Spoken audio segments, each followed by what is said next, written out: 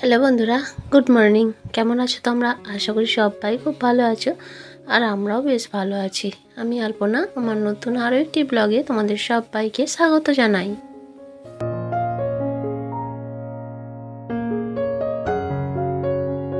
আজকে দিনটা বৃহস্পতিবার, আর এখন বাজে সকাল 9:30 মতো। তো আজকে এখন থেকে তোমাদেরকে সাথে নিয়ে আজকের ভিডিও শুরু করছি।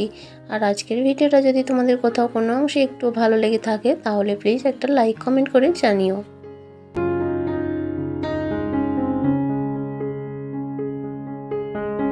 সকালে যাবতীয় কাজকর্ম কমপ্লিট, স্নান করা হয়ে গেছে। তবে আজও কিন্তু পুকুরে স্নান করতে হয়েছে। কারেন্ট আছে কিন্তু জলের লাইনটা নেই, তো সেই কারণেই জল আসছে না গত 2-3 দিন ধরে।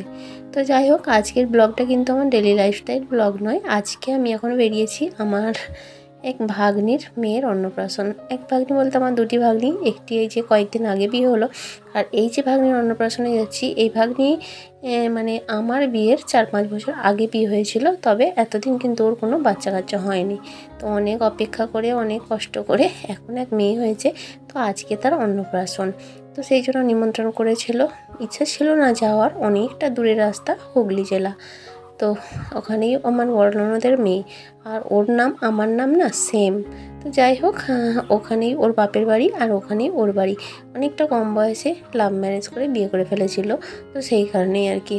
তো যাই হোক, চলো যাওয়া যাক। এই যে যাবো না ভেবেও অনেকটা দমনা করেও বেরিয়েছি। আর এই বয়সে এইরকম একটা সম্পর্ক, কি বলো, এই বয়সে ঠাকুমা হয়ে গেলাম। যার অন্নপ্রাশনে যাচ্ছি সে সম্পর্কে আমার নাতনি। তো যাই হোক, চলো তিনজনে রেডি, এখন যাওয়া যাক।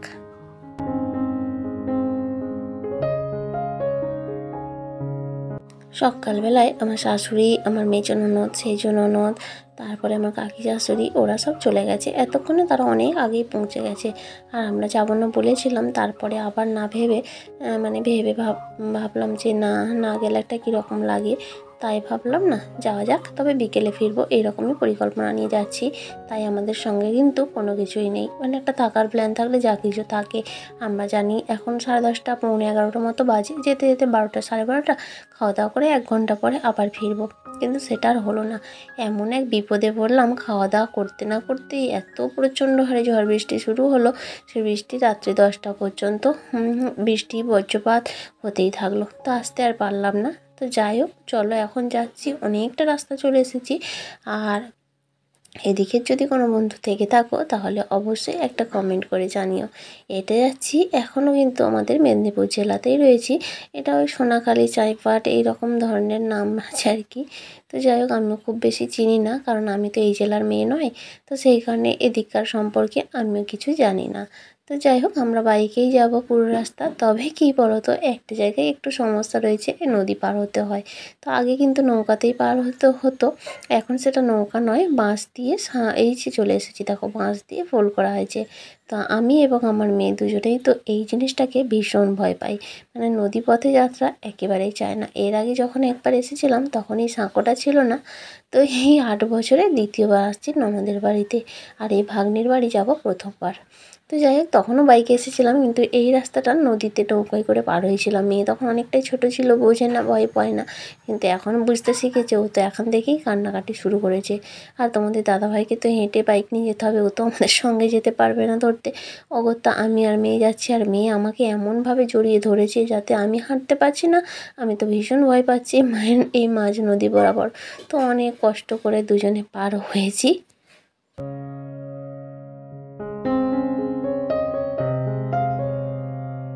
এই নদীটার নাম কি বলো তো? এটা হচ্ছে রূপনারায়ণ নদী। তবে এই নদীটাই আমার বাপের ঘরের ওই দিকেই গিয়েছে, কিন্তু সেই দিকে এর সাইজটা আরও বড়। এই নদীটাই গেছে কোলাঘাট হয়ে আমার বাপের বাড়ির দিকে। তো সেই দিকে না আরও এখানে যতটা বড় দেখাচ্ছে সেই দিকে আরও অনেক বড়। তো দেখো, অনেক কষ্ট করে মা মেয়ে পার হয়েছি। আর ওই যে আসছে তোমাদের দাদাভাই, ও যেহেতু বাইক নিয়ে, সেই জন্য একটু দেরি হচ্ছে। আর এখান দিয়ে না বাইক নিয়ে যেতে দেবে না, চড়ে যেতে দেবে না, তার জন্য 200 টাকা ফাইন। তবে যদি কোনো কিছু মাল লোড থাকে তাহলে কিন্তু চড়ে যেতে দেবে। যাই হোক, যেখানে জানিও। আর এই যে এখন চলে এসেছি ননদের বাড়ির সামনে, এখান থেকে একটু মিষ্টি নিয়ে নিচ্ছি। আর গিফট বলতে আমরা আসবো না বলে কোনো কিছু কিনছিলাম না, তাই আসবো আবার হঠাৎ করে সিদ্ধান্ত হতে ওই বাচ্চার জন্য একটা সুন্দর দেখে জামা প্যান্ট নিয়েছি। আর এই যে এখান থেকে মিষ্টি নিয়ে নিচ্ছি। আর এটা একটা স্কুল, নাম জানি না, তবে প্রত্যেক বছর এগুলো কিন্তু বন্যায় ডুবে যায়। এদিকে প্রত্যেকটা বছর ওদের বন্যা হয় ওই আশ্বিন শ্রাবণ ভাদ্র এরকম সময়। আর দেখো এখন চলে এসেছি, এই প্রথমবার এসেছি, তো এসে দেখলাম একেবারেই বাড়ি ফাঁকা। ফাঁকা বলতে ওদের এখানে নিয়ম আছে, বাচ্চাকে নিয়ে ওরা কোথায় স্নান করাতে নিয়ে গেছে, তো বাড়ির শুদ্ধ সমস্ত আত্মীয় স্বজন লোকজন মানে যারা এসে পৌঁছেছিল সবাই চলে গেছে। একমাত্র দেখলাম আমার কাকি শাশুড়ি আছে, তো সেই আমাদের জন্য যে জলের বোতল নিয়ে নেমে আসছে। আর এই যে প্রথমবার ভাগ্নির বাড়িতে আসলাম, এই ওপরটাই হচ্ছে ওদের বাড়ি। তো যাই হোক, সব মিলিয়ে পৌঁছে তো গেছি, এখন প্রায় 12টা মতো বাজে। তো এখন দেখলাম মানে যার অন্নপ্রাশন তাকে তো এখনও দেখিনি, তাকেও বড় প্রথমবারই দেখবো।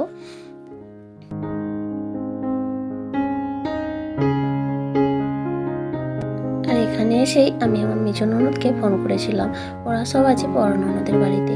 তো কেউ কেউ গেছে, আবার কেউ কেউ ওখানে আছে, তাই বড় ননদ শুনে আবার ছুটে চলে এসেছে।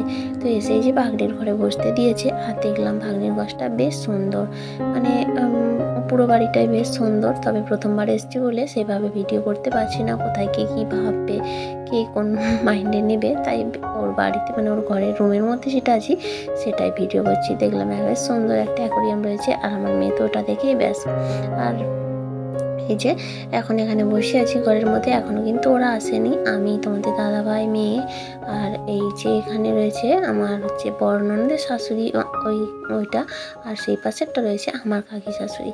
বাকি সমস্ত লোকজন চলে গেছে। আর তারপর বসে বসে আর পারলাম না, দেখলাম এখানে ফুচকা স্টল দিয়েছে, কিন্তু ফুচকা দোকানি বলছে 10টা থেকে বসে আছি, কেউ খাওয়ার লোক নেই। আসলে কি বলতো, সবাই তো চলে গেছে বাচ্চার সঙ্গে স্নান করাতে, তো এই মুহূর্তে কেউ নেই। আমরা ভাবলাম তাহলে চলো ফাঁকায় ফাঁকায় আমরাই খেয়ে নিই। তো কিছু ফুচকাও খেয়ে নিলাম, এছাড়া লস্যির স্টল দিয়েছে, ব্যান্ড পার্টি করেছে। আসলে অনেক মানে প্রায় 12-13 বছর পর বাচ্চা হয়েছে, তো বেশ ধুমধাম করেই অন্নপ্রাশনটা হচ্ছে। আর যে জায়গাগুলো দাঁড়িয়ে আছি কয়েকদিন পর কিন্তু জলে ডুবে যাবে, সেই জন্য এদের এখানে দেখলাম প্রত্যেকটা বাড়ি কিন্তু মানে যেখান থেকে একতলা বাড়ি হয় ততটা হাইট থেকেই ওদের বাড়ি শুরু। মানে বৃষ্টি হলে, এই বৃষ্টি নয় সরি, বন্যা হলে বাড়ি পর্যন্ত জল উঠবে না নিচে, তবে প্রত্যেকেই রাস্তাঘাট সমস্ত কিছু কিন্তু প্রত্যেকটা বছর ডুবে যায়। তো বন্যা জীবনে দেখিনি, তাই বন্যার নাম শুনলে না ভীষণ ভয় লাগে। তা বলে মাঝে মধ্যে, এই যে বাড়িগুলো দেখছো এই দেখো কত উঁচুতে, আর এই মাঠগুলো সব বন্যায় ডুবে যায়। আর এই যে এখানে খাওয়া দাওয়ার প্যান্ডেল হয়েছে, তো ওখানে রান্না বান্না চলছে, খাওয়া দাওয়া বেশ এলাহি ব্যাপার আছে, চিকেন মটন সমস্ত কিছু যা যা আইটেম থাকে সমস্ত কিছুই আছে। আর খাওয়া দাওয়াটা না তোমাদের সঙ্গে শেয়ার করতে পারিনি, কেন বলো তো, খাওয়া দাওয়া শুরু আর ঝড় আরম্ভ, সেই কারণে কি আর ভিডিও করব না খাওয়া দাওয়া করব। তো যাই হোক, এই যে ওরা চলে এসেছে বাচ্চাকে স্নান করিয়ে, আর এই যে বাচ্চা, আর ওটা কিন্তু আমার ভাগ্নি না, ওটা হচ্ছে ভাগ্নির যা। তো এই যে ব্যান্ড পার্টি সমস্ত কিছুই রয়েছে।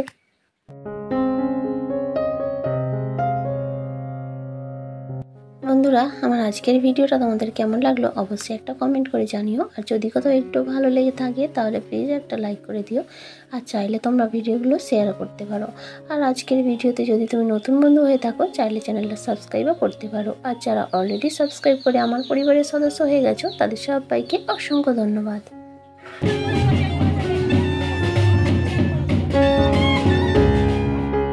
আর এই যে এখানে মামা খাওয়াচ্ছে, আর ওর না 3টে মামা, এটা হচ্ছে বড় মামা, মানে এটা আমার বড় ভাগনা। তো দুই মানে 3 ভাগনা আর 1 ভাগ্নি ওদের।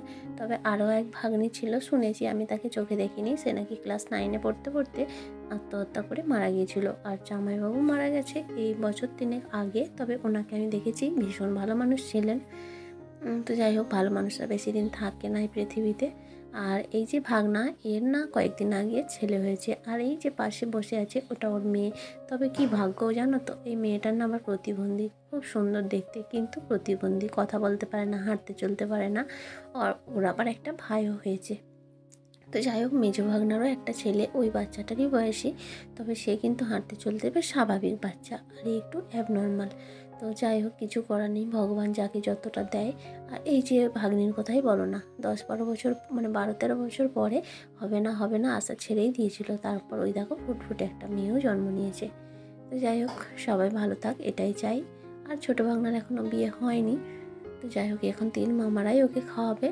আর মামা ঘর থেকে দিয়েছে ভালো চেন, আংটি, রূপোর থালাবাটি, গ্লাস, তারপরে কোমরের সমস্ত কিছু, সব কিছুই দিয়েছে আর কি। অনেক অনেক সাধনা করে একটা ভাগ্নি হয়েছে তো, তারপরে মামাদের সামর্থ্যও রয়েছে, তো দিয়েছে।